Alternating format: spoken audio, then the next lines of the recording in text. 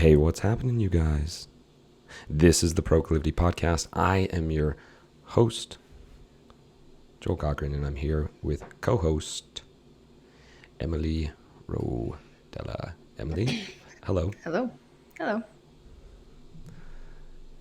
How's life? It's great. Life's great. How are your baby hairs? My baby hairs? They're good. Yep. Postpartum moms, you know what's up. Oh, what's up? One quick thing. Is there anything that I do that's quick? One quick thing. I found out today that you can air dry after taking a shower when you don't bring your towel. Yeah, I've done that too. Or use one of your pieces of clothing. Well, I used a lot of paper towels. Let's just put it that way. You're not a friend of the environment today. No, my carbon footprint went up, folks. Please don't judge me. It just is what it is. I forgot a towel. Emily and I went on a run. It's what we do on Tuesdays before our podcast. Emily's still hot. I am not so hot because I sat and I air dried for 10 minutes. So there you go. You can air dry. Welcome to the show, you guys. This is Proclivity. And you know what we do here at Proclivity? We make nutrition coaching simple. What if it was easy, Emily? What if? What if the diets that we're so confused about and all the different information and data out there, what if it was simple?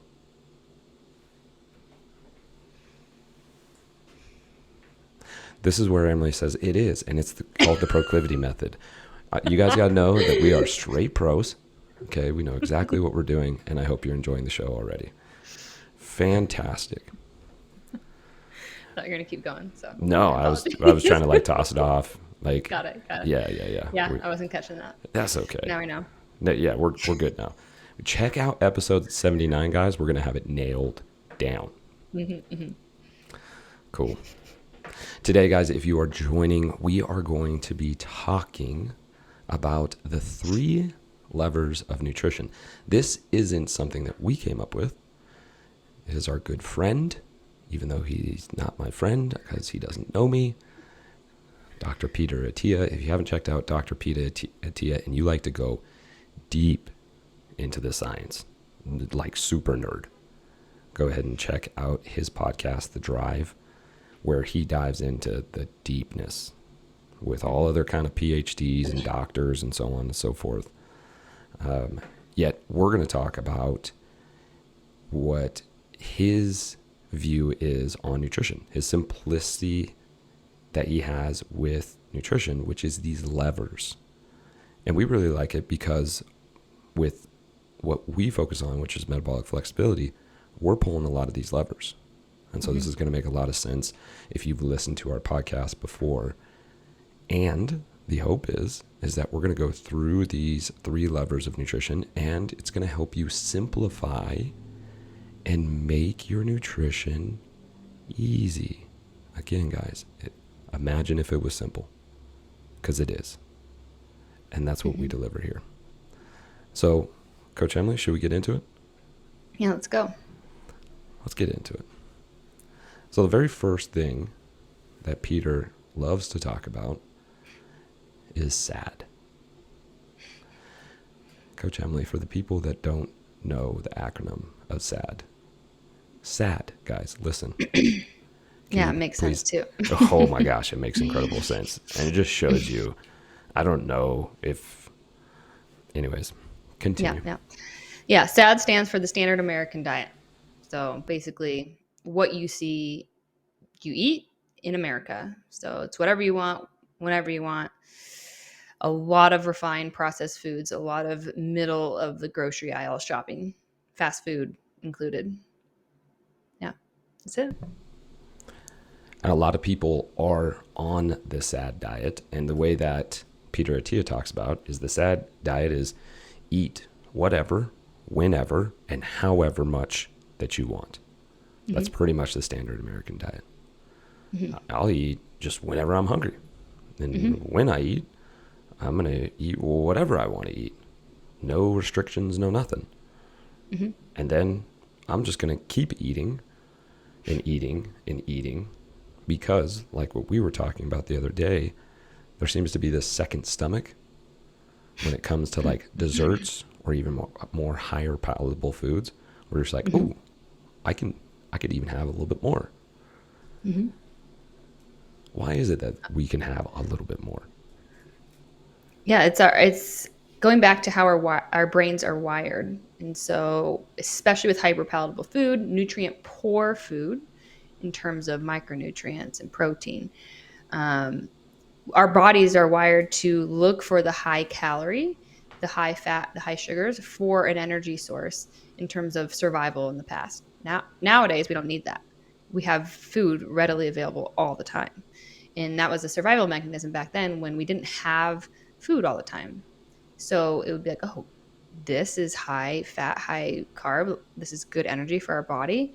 Let me eat more of that. So our brain is wired to want more and more and more. So it's not always a simple lack of willpower to stop.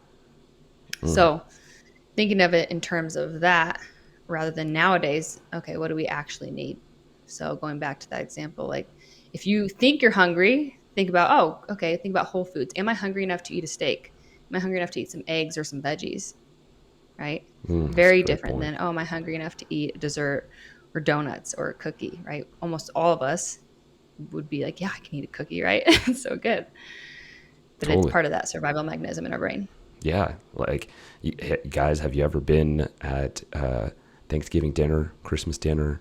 You've had all the ham and the turkey, and you're just like, oh my gosh, not a single more bite of the sweet potato, the ham, the turkey, the vegetables, no more.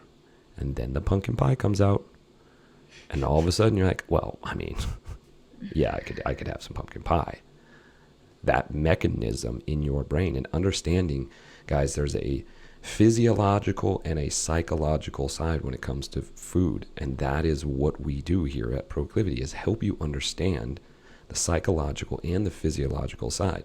Because what some people will do is that they don't understand the physiological side of that pattern, and then they do eat the food, and then they go, oh my gosh, I can't believe I ate that much food, or that I ate, 2 servings of pumpkin pie. And we start creating this identity that I don't have enough willpower, that I'm not strong enough. This is the reason why I can't lose weight. And, all of a sudden we're bringing guilt and shame. When you bring guilt and shame to a story or to your language, good luck finding progress. Until you get rid of the guilt and shame, it will bog you down. We just had a client who posted something on Instagram, who gave us a testimonial. She has lost over 25 pounds, and she had been working on her nutrition. She'd been working on it, and she knew what to do. It wasn't until she started releasing some guilt and shame surrounding herself, surrounding her life, surrounding food, where all of a sudden it started melting off. Melting. So being able to understand that there is a physiological and a psychological side that can help to give us relief of like that physiological, like, oh, my body wants to eat more calories. I understand the physiological side that's going on here. So psychologically, I can speak to myself in a way that is curious instead of conflicting. Yeah, and this is what most people are missing. And again, the main reason we started doing what we're doing. And here we are. And here you are listening to us, which we appreciate. And if you'd like to like and share with your friends and family, we'd appreciate it. Did you see that plug? That was a good plug, wasn't it? Yeah, thank you. Thank you. Okay, so let's dive into the 3 levers that Peter Attia talks about. And let's correlate it back to what most people understand. Let's also correlate it back to metabolic flexibility and be able to show how this structure can really simplify the understanding when it comes to someone's diet. So let's start off. What are the 3 levers? Yeah. So we have caloric restriction. So a lot of people look at that as calorie counting, eating less food. Then we have number two, time restricted, meaning are you fasting? Are you eating within a time window? You're shortening the amount of time that you eat within a day. Mm-hmm. Then number three, diet restriction, which I actually like to look at this as what are we eliminating to feel better? I try and move away from that word restriction, especially when it comes to diet. Mm-hmm. Flip it into what are the things that make us feel good? Stay with those things. Mm-hmm. So those are the three. So we got caloric, we got time, we got diet, and he talks about it as levers, right? The levers that you can pull on. Mm-hmm. And he talks about each one a little in depth. And let's go over the ones first, caloric restriction. And let's talk about how in our society, what levers are most people pulling and what levers should they be pulling? Yeah, a lot of people, when they look to lose weight or improve health, they tend to look to one of these levers rather than looking at all and saying, hey, at this time, when do I pull this lever down more? Right? So there's different strategies. Yet the way we look at caloric restriction is, again, oh, I need to eat less to lose weight. I need to eat less. Oh, and then I wonder why I'm not sleeping well or working out well, right? Or you're just looking at eating less, not looking at the other two. So again, like, what am I eating? When am I eating? Right? Because I know plenty of people who eat less, they count their calories, yet they snack all day, and it's on a lot of refined foods, right? So that's where I see it going mostly wrong in terms of the caloric restriction lever. Yeah, yeah. And that's one of the levers that Peter talks about as being the least effective lever to pull. Mm-hmm. Yet it tends to be the lever that most Americans do pull is they think energy in, energy out, reduce the calories, nothing else matters. Right. And we know, wait a second, that's not true. So let's talk about the other two levers and why those are actually really beneficial to be pulling more often than necessarily the calorie lever. Yeah, I like the time restricted one. That's at number two, specifically because that helps people, one, snack less, two, naturally eat a little bit less. So maybe you're having two bigger meals or even three bigger meals, but you're reducing the amount of time that you eat, and then you're giving your digestive system a break. And so you can do it in a number of different ways, whether it be a 24-hour fast or eat between the hours of, say, 10 a.m. and 6 p.m., right? That 8 and 16 window. And so there's lots of different ways to utilize this and figuring out what works best for you. But this is where I find it helps improve our metabolic flexibility the most, meaning it helps force our body into using stored glucose or stored fat for fuel rather than always relying on those snacks or those carbohydrates coming in from our diet. So that's my favorite one that we introduce to a lot of people. Yet when we do have people who come in and they're familiar with that, there's ways obviously to go in the negative direction, right? And fasting specifically. Too much fasting can be not a good thing for a lot of people. Or again, if you're just fasting, not paying attention to the quality of food, right? Yet again, coming back around the time restricted category, this is most helpful for becoming more metabolically flexible and making it easy on yourself too. Because I'm sure most of you listening have noticed, first thing when you eat in the morning, you're more likely to have hunger or cravings after you've started eating, right? Take notice of that if you haven't. Wait an hour, then eat. Take notice of how that works for you.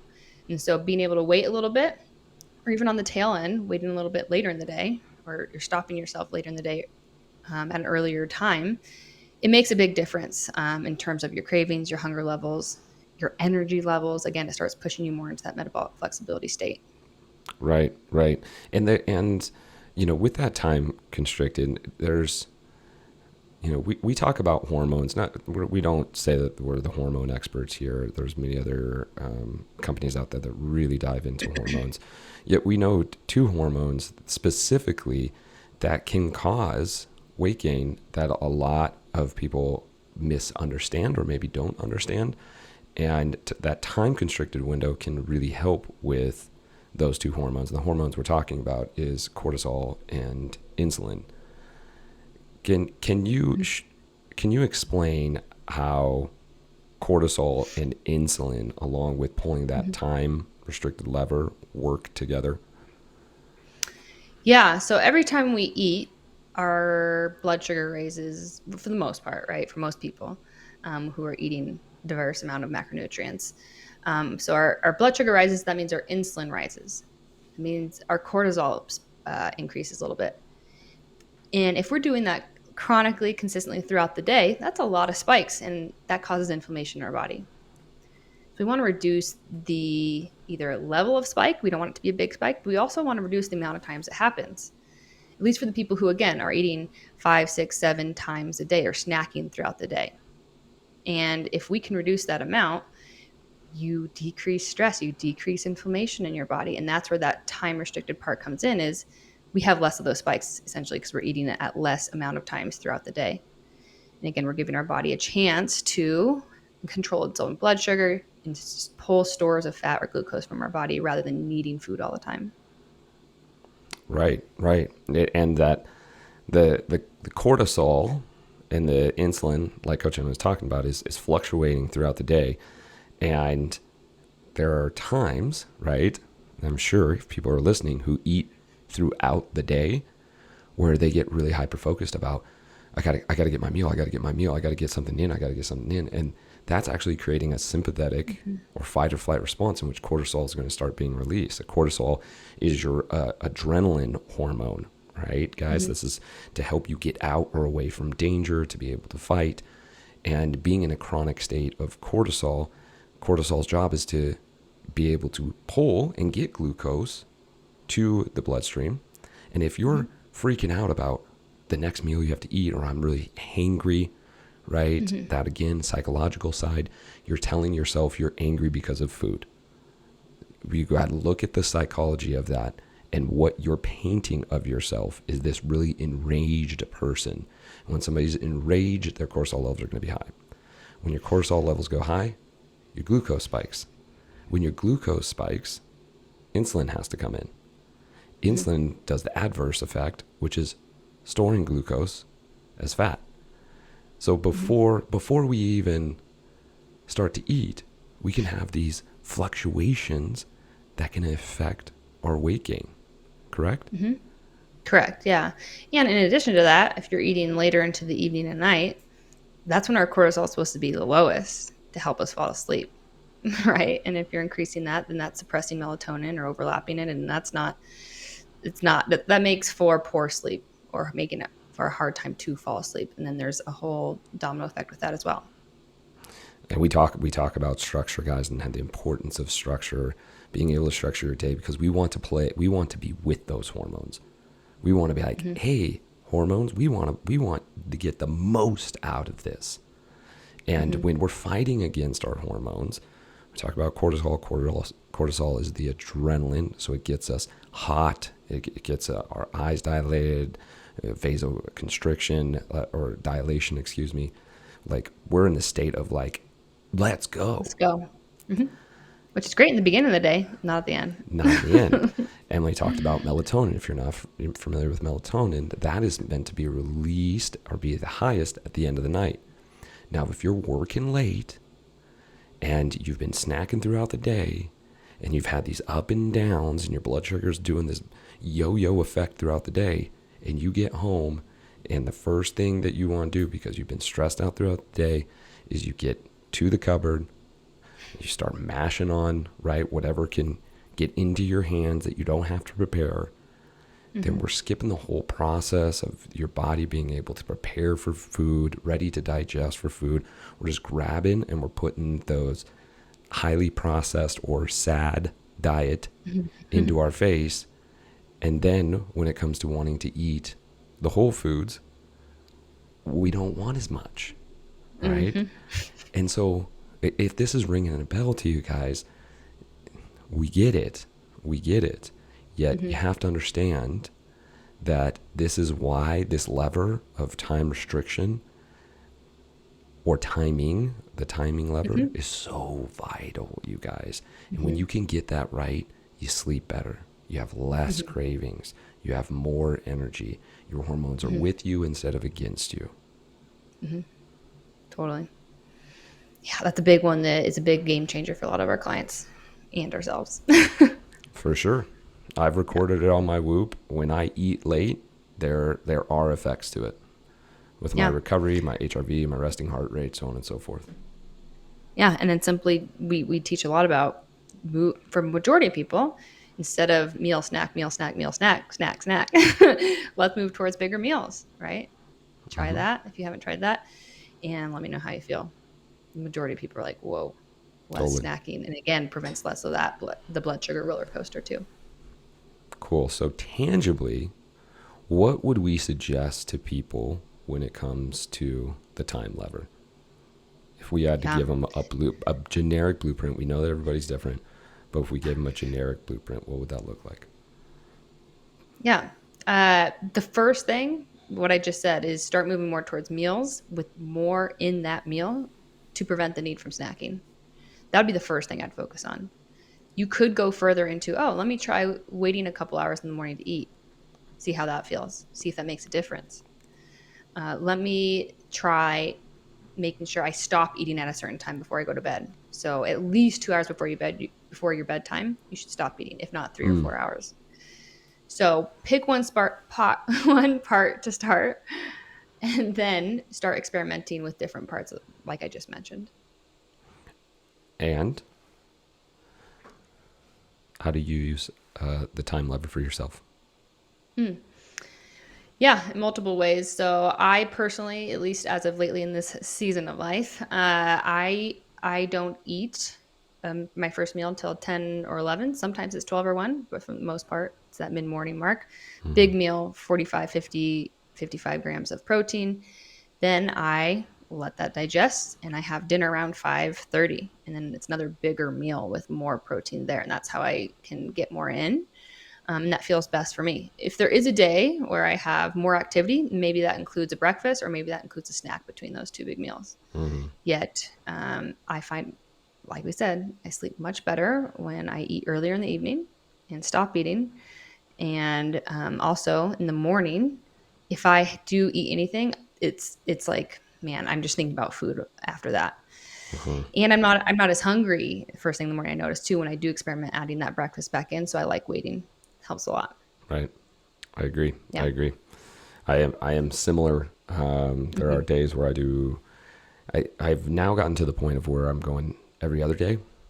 So I do a 24-hour fast one day, and then the next day I do 3 or 2 meals, Mm. and then I go 24 hours, and I'm playing with that and seeing how that's going.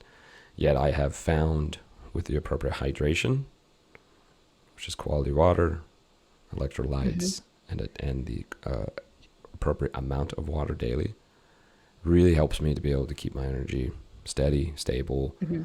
hunger cues down when I'm able to do that. Yeah. So, guys, if you haven't pulled the time restricted lever, this is a real good start. It could be tough a Yeah. little bit at the beginning. This is where, again, hydration is super, super important. Being able to Those use electrolytes. those electrolytes. We use Element. 1 to 2 packets a day can really help to get through that stick point when it comes to Hmm. pulling the time constricted lever. Hmm. Yeah. Cool. And start small. Start small. You don't have to start with the 24-hour fast. I don't actually recommend Yeah. that. Yeah. Please don't. Please don't do that. That's not the best thing to do. Okay. So now we've talked about the caloric lever, the time lever. Let's talk about the diet lever. Hmm. What's the diet lever? How would people use it in their life? Yeah, and you can use this in multiple ways. It could be as strict as, oh man, like I have so many health issues and autoimmune disease. I can't figure out what's wrong, what's causing these symptoms. You can go straight to a carnivore diet, right? That's Mm, like on the extreme side of the diet lever. And so it's any form of restriction. But again, I like to see it as, let's remove some some foods or some drinks or something specific to the type of food, see how that makes me feel and if I feel better or worse, and experimentation with that. So it could be a 30-day challenge of whole foods. It could be paleo, keto, all these different things. Yet what I like to do in a coaching setting with a client is figure out, okay, let's take a look at what you're eating. Let's see how you're feeling. What are your symptoms? Let's try taking this out for a few days, maybe a few weeks, see if your symptoms improve, right? Yet, simply speaking, when you're looking at the diet restriction lever, think quality foods. That's my first go-to is, okay, let's focus in on quality foods. Take out the refined foods for the most part. Think 80-20 or 90-10 in terms of percentage of, I want to be getting 80 to 90% of my foods from whole food sources. And the other times I save that for special occasions or treats here and there, if that's what I want, right? And that amount's going to vary person to person depending on what your severity of symptoms are and goals. And you can pull down with any of these levers, right? The harder you pull on the lever, right, the more that you're going to get out of it, right? Just like if you're pulling on like a tap, right? You pull just a little bit, right? You're going to get a little bit of, we'll say kombucha, right? Because we don't drink beer. Just kidding. We drink Athletic Brewing Company. If you guys want to sponsor us, let us know. I'd love for you to send me a 24-pack. And the more we pull it, the more that result that we get from it. And so... Yeah, and the result... Oh, yeah, go ahead. So when it comes to a diet restriction, if we're like, all right, I'm gonna stop having dairy, right? Might have a good result. If I'm you know what? I'm gonna do dairy and gluten. I'm pulling on that lever a little bit more. So now all of a sudden, if dairy and gluten are two things that may be very inflammatory to us, we might see some pretty quick results from being able to pull harder on that lever. And maybe dairy is, I'm going to pull that dairy lever and take out milk, right? But I'm still going to have cheese. Maybe I'm going to do the gluten and pull that lever, and I'm going to stay away from most breads, and maybe I'll do sourdough every once in a while. Exactly. Being able to know, like, hey, how hard am I going to pull that lever? And that you can pull it or you can put it back. And that's the thing about this is, hey, if you want, you could do a little time, right? And do 12 hours. And then go, okay, I'm going to go to the diet one and I'm going to pull on dairy. Or I'm going to pull on gluten. Or I'm going to pull on sugar. And I'm going to go, okay. And see, all right, how does that work? How is that for me? And then you can even look at the caloric and go, okay, I'm going to pull a little bit on the caloric and be able to recognize that I'm not going to do a 5,000 calorie dinner and see how that all works. Right? Yep, 100%. Yeah. Recognizing and experimenting with where you're at, not paying attention to others, right? Because we get a lot of people who are, like we mentioned in the beginning, hyper-focused on the caloric part. That only works for so long, right? In terms of if you don't pay attention to quality food or the quality food that works for you, or if you, again, are snacking a lot throughout the day. And then you're also relying on, I need to be counting my calories in order for this to work. And that's not a long-term solution for anyone. So using them in combination with each other, and again, knowing there's no right or wrong way, but continue to experiment with yourself and take notice. I've been reading the Obesity Code, Dr. Jason Fung, who you were saying in the nutrition or world. Science world, he's a little over the top. He's a funny guy, smart. But there's some real good studies out there, guys, that he notes in the restriction of calories and insulin levels. And the reason that I'm bringing it back to this is because we're talking about that caloric lever where they reduced calories with people, 500 calories a day, but they injected them with insulin. And they went up in weight. Even though they were reducing calories, they went up in weight. And the reason that we're bringing this up, because we're talking about time restriction. We're also talking about diet.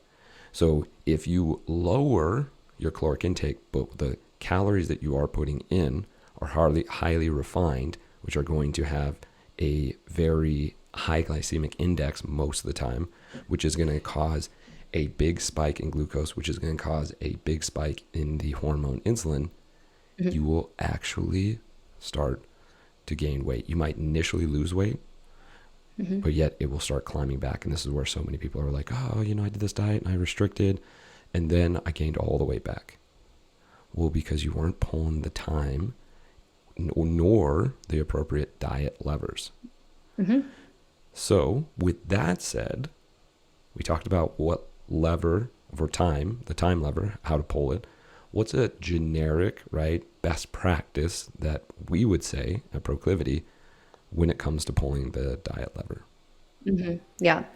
So sticking to whole foods 80 to 90% of the time. Whole foods meaning quality animal products, eggs, meat, fish, nuts and seeds, avocados, fruit, vegetables. Again, for everyone, that's going to look a little different. Some people don't do well with vegetables. Some people don't do well with fruit or nuts or seeds, right? There's these different things. For the most part, sticking to those whole quality foods is going to be the biggest part of that. And I'm going to add on to that the order of how you eat them in terms of when we're looking at blood sugar. So for example, you could be eating a whole food such as a fruit, potato, something like that in your meal. If you eat that first or as a snack, that's gonna spike your blood sugar for most people. Or for certain people, certain whole food carbs, that's going to cause a higher spike than for other people. So paying attention to what whole food carbs work best for you, and can I eat them either mixed with fat, protein, or fiber, or after I start eating the fat, protein, or fiber, because those are what's, now we know, helps reduce that major spike in blood glucose. So give us a tangible, look at a plate, fill a plate for us real quick, right? And then tell us how to eat it. Yeah. So steak, veggies, and potatoes, right? Ideally, we're eating the veggies first, then the steak, then the potatoes. Then you might notice, like I did with my CGM, the continuous blood glucose monitor, I ate the potatoes first, and that's what spiked my blood glucose. It could be that I ate them first. It could be the potatoes just don't work well with me. So figuring that out for you with different little experiments, and you don't have to have the blood glucose monitor. You can just see how you feel, how you sleep, your energy, hunger, all that stuff. Yeah, that would be the ideal way to eat it, is veggies or fiber first, then the protein, and then the more starchy or sugary carbohydrates. Because again, we're going back, guys, to being able to manage those blood glucose levels. Yeah. Because even if we're eating whole foods, we can do it in an order which still spikes our blood glucose levels. When those glucose levels go up, the only way to manage it is for insulin to come and bring it back down. So if we can buffer that by doing some fiber, some fat, and some protein first, that can help to keep that spike lower, so there's less insulin that comes into the body. Yeah. And so you talked about, and I'm gonna come around, because we are talking about restriction here, which is not something, again, this is Peter Attia's thing. We're not huge on talking about restricting, because there's a psychological side when we start saying, don't think about the potato. What are you guys gonna think about? The freaking potato. Okay, so we don't use that language, because we know psychologically what that does people. It hones them in on that, and now it becomes a willpower game of trying to be like, oh no, don't eat it, don't eat it, don't eat it, don't eat it. And if you then cave into it, then it becomes this identity like, oh my gosh, there you did, you caved into it once again. So that's one of the reasons. Yet, when he's talking about the lever, we talked about, hey, eat whole foods first, but what would be the food, the diet restriction that we would say pull the lever on? Like, is it dairy? Is it gluten? Is it beans? Is it, right? What is for the average person where we say, hey, if you're going to pull a little lever here, start pulling back on this? Yeah, it's hard for me to choose. Yeah, alcohol, sugar, and poor quality oils, top 3 for sure. Then we would dive into the things like gluten and dairy for person-specific things. And so let's because you nailed three, right? You came off quick. You're like, I'm not sure. And then you're like, 1, 2, 3. Well, I was trying to pick one, but I got to give three. Let's talk about the three then. Why are those your three restrictions? Or the Yeah, one that you would alcohol. pull first? Yeah, as we know, alcohol is really prevalent in our culture. A lot of people either have it daily or weekly, at least. Mm-hmm. And that affects our sleep. Not only does it affect our blood sugar, but it affects our sleep. And Right. so, as we know and we've talked about a lot, sleep has a giant domino effect on the rest of our health, Mm-hmm. like across all boards, right? Right. And so that is one to easily minimize or take out and improve our sleep, improve all other health markers. So that one's obvious to me. Then sugar, again, spiking blood sugar. We don't necessarily need it to survive, right? We need carbs and glucose, but Right. excess sugar, refined sugar, we don't need it. It's in a lot of foods. It's added at a lot of places. Again, in our culture, it's normal to have those donuts in the office, those Right. kinds of things. And then the oils cause a lot of inflammation, a lot of inflammation in our body, oxidative stress, and those lead to things like cardiovascular disease, like the actual poor cholesterol, so many things all around higher inflammation, which leads to all the other things. You guys watch what I'm going to do to Emily. This is going to make her really uncomfortable. Emily, you got to pick one. I gotta pick one. Holy moly. Okay, I'm gonna say the poor oils Because? because they're in so many of our foods. They're in I should say 99.9% of restaurants. Mm-hmm. And it causes oxidative stress, which at a level compared to the others that we tend to have more from time to time, it's wreaking havoc daily. It's a silent, slow killer. And it's I love that you said silent killer. Because when you eat it, right, you're like, oh, wow, that tastes good. I can't really tell the difference between half and half canola oil and avocado oil or olive oil and full olive oil, right? I can't really taste it when I'm eating those chips. And they say organic and they say gluten-free and Non-GMO. they say non-GMO. So they have to be healthy. So you're eating them, and as we say here in Proclivity, repetition is the mother of all skill. And the skill of destroying your body comes down to the little things. This is where we say nutrition made simple. Because guys, the simple thing is to look on the back of a package, and if it says any of those seed oils, which, Coach Emily, will you rep them out real quick? Canola, soybean, grapeseed, safflower, sunflower, rice bran. Those are the main ones. If you see those, which isn't, again, 99%, that you set it down. That is simple. That truly is simple. That is not complicated. You set it down. And you search for the one that has avocado oil, that has olive oil, Coconut oil, coconut olive oil, ghee, butter. These ones that are good for our bodies instead of it breaking down or having that oxidative stress. Because that oxidative stress, what does oxidative stress lead to? Inflammation overall. Could be your joint pain, could be inflammation, everything in terms of disease and sickness and illnesses. Oxidative stress leads to inflammation. Inflammation leads to disease.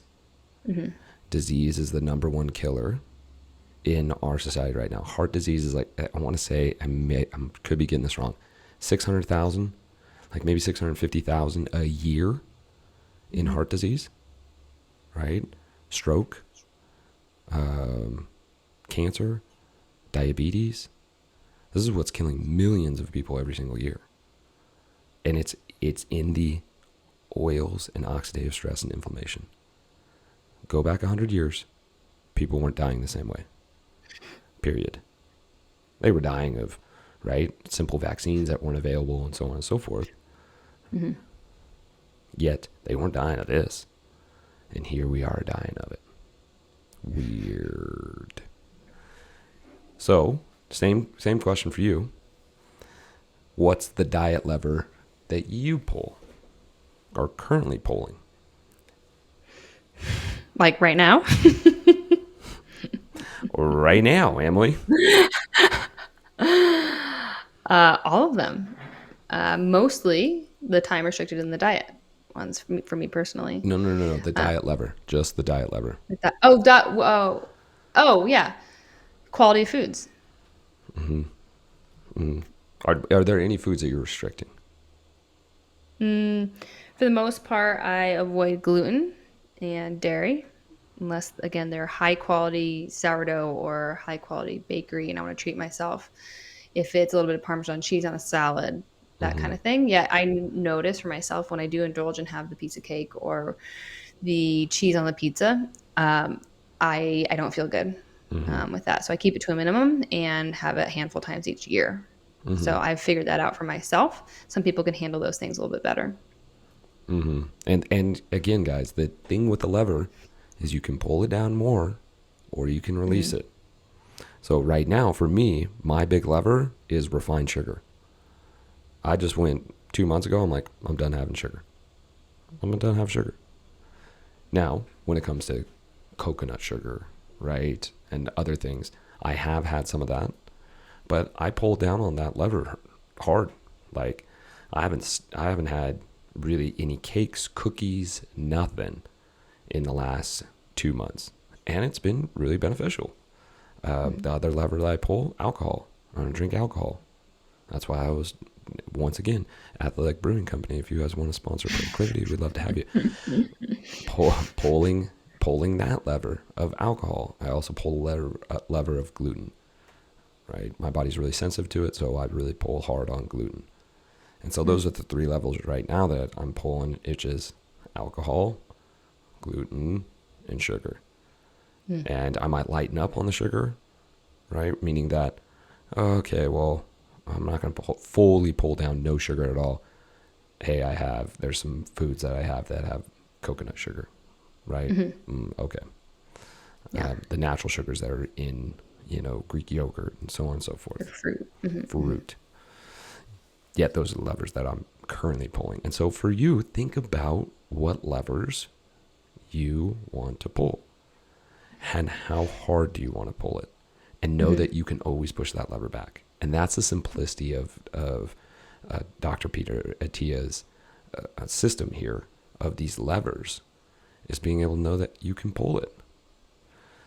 So if we were going to give our clients a step-by-step in pulling these levers, should we just have them pull 1, 2, all 3? What would be the case here? Yeah, I would say start looking at 1, start experimenting with that. Once you feel a little comfortable with that, you notice a little change, whether it be positive, negative, then you can redirect, then add in the other one if you haven't done any of these before, at least focusing on them. I like starting with the diet restriction lever, looking at the quality of foods. Then I like looking at the time. Then usually by the time you get those 2 down, the calorie restriction has implemented itself. Because by way of eating whole foods, by way of restricting some of your time, it happens naturally. So that's the order I would do it. Again, diet, then time, then caloric restriction. And yeah, start seeing what you enjoy, what feels good. I like that. I like that a lot. Being able to pull on the diet restriction first, which for a lot of people, it gets confusing in the diet world of like, oh, I'm going to do the Mediterranean, or I'm going to do this, or I'm going to do that. Yet you heard what Emily said. Those 3 levers, even if you just started with those, right? It was alcohol. What was the other one? Refined or added sugar, Added and then sugar. the seed or industrial oils. Those in itself. Pull those 3 levers, and to your ability, doesn't have to be a full, like, complete cutout, but start pulling on those levers and see what happens. 1, you'll probably see that your caloric restriction will start going down, like Emily said, naturally. Then, if you start going, okay, well, I'm going to pull on this time lever a little bit, and I'm just going to have 3 meals, and I'm going to separate them by 4 to 6 hours. Then start seeing what happens. Wow, man, now I'm having it eating every 4 to 6 hours in bigger meals. I'm restricting the amount of calories again because I'm not having these little snacks here and there. This little that's where it adds up, right? Just like interest in the bank. You don't think about it, and then before you know it, you're like, whoa, that compounded really quick. Same thing with our food. And the last part is, what happens when you pull all 3 levers? What is that? That's when you'll see the biggest change. Yet again, that change could be good, could be bad. So taking notice of what that is for you, and taking notice of how much of a mental burden or stressor that is for you too. That's why for a lot of people, it's like go one step at a time. A lot of our hard chargers will go, give me all 3 levers and let's go 100% on all of them, right? And that could lead to unsustainability. That can lead to, like, oh, I got all these results, and then it's really hard to maintain. Yeah. Right. So we don't always want to pull all 3. We want to have a mixture of 1 to 2, sometimes 3. And really, if we're talking about pulling all 3 levers fully down, that's also known as not eating, folks. That's a fast. Yeah. 24, 72-hour fasts are good, right? They can be really, really beneficial. And if you're going to pull fully down on all 3 levers, that means I'm taking in no food, caloric levers all the way down. I'm not eating, so time levers all the way down. And obviously, I'm not eating any foods, so diet lever is all the way down. And you talked about the hard chargers. Even hard chargers have limits, right? Okay, you want to be a hard charger? Great. Pull all 3 levers, just don't ever eat again. How's that going to work for you? We all pull the levers to our ability to where we're at. Pull it and make sure that it's sustainable for you when it comes to these 3 levers. Coach, anything else on Peter Attia's 3 levers? No, I enjoy this for someone who thinks nutrition can feel really complicated. And this, again, specifics to, oh, do I do this diet? Do I have high carb, low carb? Do I cut out vegetables? Do I do this and that? Start here with this foundation if that's all confusing to you. And a lot of things will come into play more naturally than you might think. I totally agree. We will leave some links to Peter Attia's breakdown of this. So if you guys want to visit Peter Attia, check out his video, check out his podcast, The Daily Drive. He has some really great stuff, really techie. If you really like ours, because we keep it down surface level and it makes sense, I don't know if I'd push you to Dr. Peter Attia's because he gets real geekified. Yet if you like the statistics and the science and the study of it, yeah, he's one of the good ones to go check out for sure. You guys, as always, we really appreciate you guys joining us on the Proclivity Podcast. If you like the show, please like, share, subscribe, send it to your friends and family. We have a lot of people who do, and they see some really incredible results. We've had people who've messaged us and gone, hey, I've lost 10 to 15 pounds since I listened to your podcast alone. Because we make it as simple as possible to go, well, just go do it. Just pull the lever, right? Get into it and see what happens. If you are curious on diving deeper into the 12 foundational habits that we have, along with the psychological side of food and fitness, we have a program. It's called the Proclivity Method. We created the Proclivity Method specifically to break the patterns and to create healthier and happier life. We can do this in our group method, and we also do it privately, where you work with Emily and I one-on-one. So if this is something that you're interested in, reach out to us. You can go to www.proclivity.co. You can send an email to joel@proclivity.co or emily@proclivity.co. And we would love to talk to you. You get a 45-minute call with Emily and I, 2-on-1.